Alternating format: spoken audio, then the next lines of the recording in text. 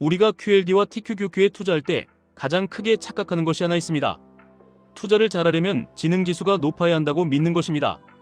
경제 흐름을 꿰뚫어보고 차트를 기가 막히게 분석하는 똑똑한 머리는 당신이 어떤 종목을 살지 결정하는 데 아주 약간의 도움만 줄 뿐입니다. QLD와 TQQQ처럼 변동성이 극심한 레버리지 ETF에서 승리하여 막대한 부를 거머쥐는 사람들은 머리가 좋은 사람이 아니라 감성지수가 압도적으로 높은 사람들입니다. 데니얼 골먼이 말했듯 IQ는 당신이 어떤 직업을 가질지 결정하지만 그 분야에서 최고의 성과를 내는 리더가 될지 여부는 전적으로 감성지수에 달려 있습니다. 레버리지 투자도 이와 정확히 똑같습니다.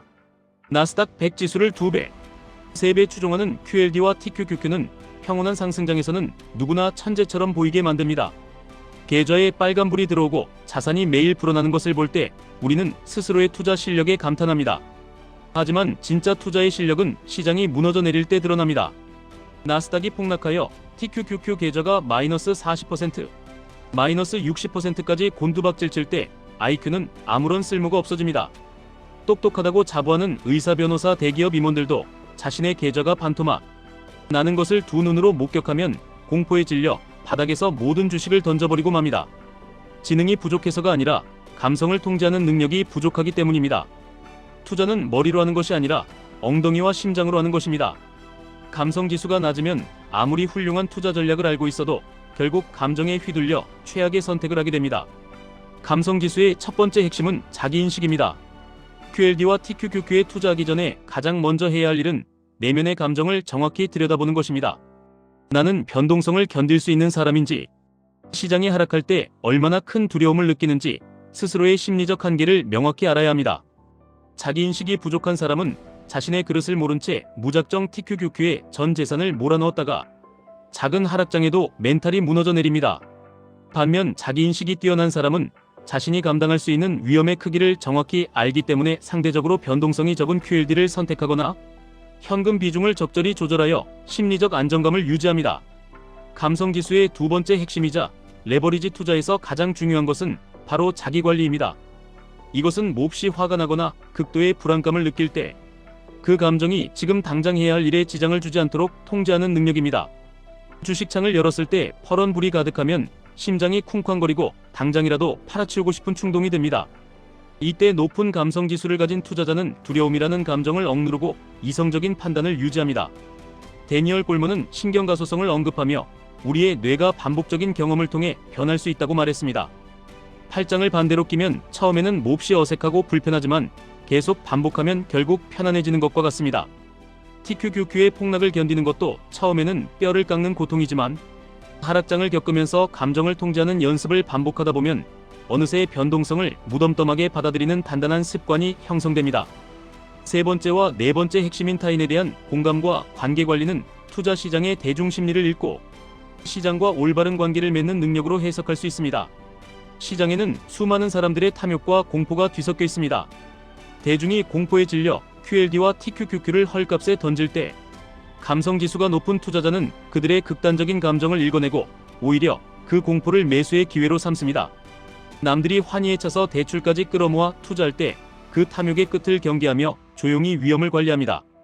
시장을 지배하는 거대한 감정의 파도에 휩쓸리지 않고 한 걸음 물러서서 그 흐름을 냉철하게 파악하는 것이야말로 진정한 최고 수준의 투자자가 가진 관계관리 능력입니다. 예일대학교 경영대학원의 연구에 따르면 감정은 전염성이 매우 강하며 특히 리더의 감정은 주변으로 빠르게 퍼져나갑니다. 주식시장에서도 마찬가지입니다. 당신이 투자 커뮤니티나 단체 대화방에 속해 있다면 폭락장이 올 때마다 사람들이 뿜어내는 극도의 공포와 부정적인 감정들이 당신에게 고스란히 전염됩니다. 누군가 계좌가 녹아내린다고 비관적인 글을 쏟아내면 당신의 멘탈도 함께 무너져 내리기 시작합니다. 감성지수가 높은 투자자는 이러한 감정의 전염병으로부터 자신을 철저히 격리할 줄 압니다. 오히려 그들은 긍정적인 확신을 가진 소수의 훌륭한 투자자들과 교류하며 위기를 기회로 바라보는 낙관적인 마인드를 유지합니다. 나의 감정 상태가 최적이 되어야만 최고의 투자 성과를 낼 수 있다는 것을 누구보다 잘 알기 때문입니다. 아마 이쯤에서 이런 궁금증이 생기실 것입니다. 그렇다면 변동성을 견디지 못하는 유리 멘탈을 타고난 사람은 평생 레버리지 투자를 할 수 없는 것인지 묻고 싶으실 것입니다. 다행히도 지능지수와 달리 감성지수는 나이와 상관없이 언제든 학습하고 발전시킬 수 있습니다. 하락장을 견디지 못하고 자주 손절매를 하는 낡은 습관이 있다면 의도적인 노력을 통해 새로운 패턴을 만들어야 합니다. 주가가 폭락하는 날에는 아예 주식 어플을 삭제해버리거나 산책을 나가고 독서를 하며 의식적으로 시장과 거리를 두는 연습을 해야 합니다.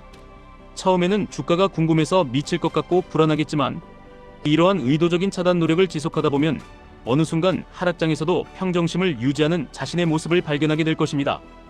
또한 QLD와 TQQQ 중 어떤 것을 선택해야 할지 고민하시는 분들이 많습니다. 수익률만 보면 당연히 3배 레버리지인 TQQQ가 매력적입니다. 하지만 앞서 말씀드린 자기인식의 관점에서 접근하셔야 합니다. 내가 하루에 1000만 원이 증발해도 평소처럼 밥을 먹고 푹 잠들 수 있는 단단한 감성을 가졌다면 TQQQ가 맞습니다. 하지만 돈을 잃는 스트레스 때문에 일상생활이 무너지고 주변 사람들에게 짜증을 낸다면 그것은 투자로서 실패한 것입니다. 데니얼 골먼은 리더의 감정이 조직 전체로 전염된다고 했습니다. 가장의 감정이 무너지면 가족 전체가 불행해집니다.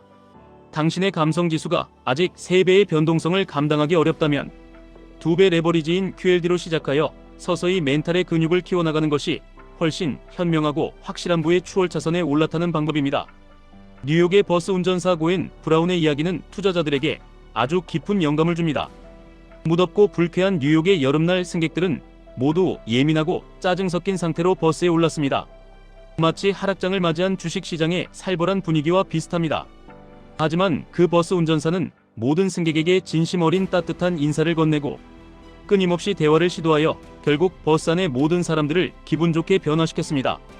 그는 단순히 사람들을 목적지까지 태워주는 것을 넘어 자신의 직업에 대한 숭고한 목적의식을 가지고 있었습니다. QLD와 TQQQ에 투자하는 우리도 이와 같은 고차원적인 목적의식이 필요합니다. 단순히 당장 내일 계좌에 찍힐 몇 푼의 수익에 집착하는 삼류 투자자가 되어서는 안 됩니다. 10년, 20년 뒤에 이루어낼 경제적 자유나와 내 가족이 누리게 될 평안한 삶, 그리고 더 나아가 주변 사람들에게 선한 영향력을 베풀 수 있는 여유로운 미래라는 거대한 목적을 가져야 합니다. 이런 원대한 비전을 가슴에 품고 있는 사람은 TQQQ가 하루에 10% 하락한다고 해서 결코 좌절하거나 두려워하지 않습니다. 그저 목적지를 향해 나아가는 과정에서 만난 작은 과속방지턱 정도로 여길 뿐입니다. 결국 시장에서 살아남아 경제적 자유를 얻는 사람들은 탁월한 두뇌로 시장을 예측한 사람들이 아닙니다.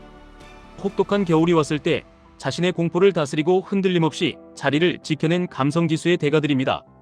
투자는 단순히 돈을 불리는 행위가 아니라 내면의 감정을 다스리고 스스로를 성장시키는 끝없는 수련의 과정입니다.